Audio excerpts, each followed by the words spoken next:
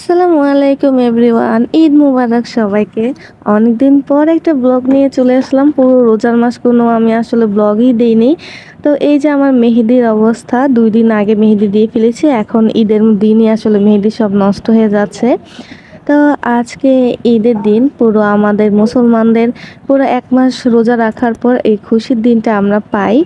আর এবার হচ্ছে আমি আমার পুরো বাসাটাকে যতটুকু পেরেছি একটু নতুনভাবে সাজানোর ট্রাই করেছি, যেমন নতুন পর্দা, নতুন বেডশিট কিনে। এই হচ্ছে আমার রুমে নতুন পর্দা আর নতুন বেডশিট। কেমন হয়েছে কমেন্টস করে জানাবেন।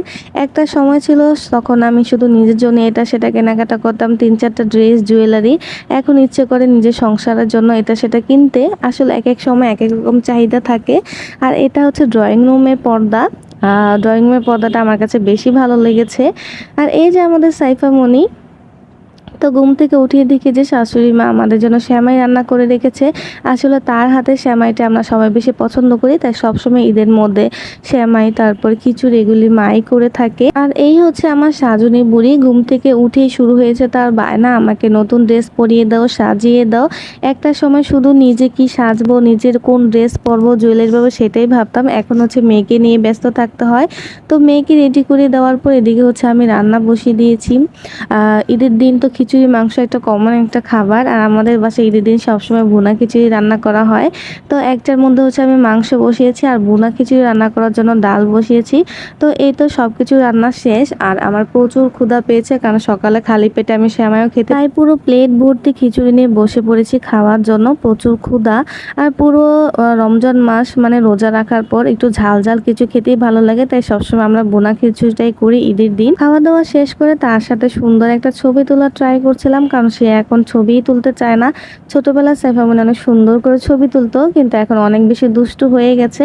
তো এই হচ্ছে আমার সাইফা মনি, সবাইকে ঈদ মুবারক জানিয়েছে। নর্মালি ঈদের দিন আমরা কোথাও বের হই না, সারাটা দিন বাসায় কাটিয়ে দেই।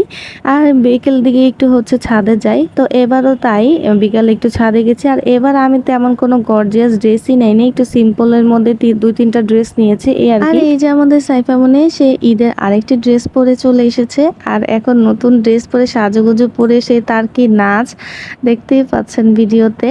আর এদিকে তার পাপা তাকে সুন্দর করে কিছু ছবি তুলে দিচ্ছিল। এখন আমার ছবি তুলতে চায় না, শুধু তার মেয়েরই ছবি তুলতে চায়। তো আমরা মামে এদিকে একটু ঢং করছিলাম। বাসায় এসে আমি দেখছিলাম যে সাইফা মনি আজকে কত টাকা সালামি পেয়েছে, কিন্তু দেখেন কি অবস্থা, সে আমাকে তার ব্যাগ ধরতেই দিচ্ছে না। সে নিজে নিজে দেখবে সে কত টাকা পেয়েছে।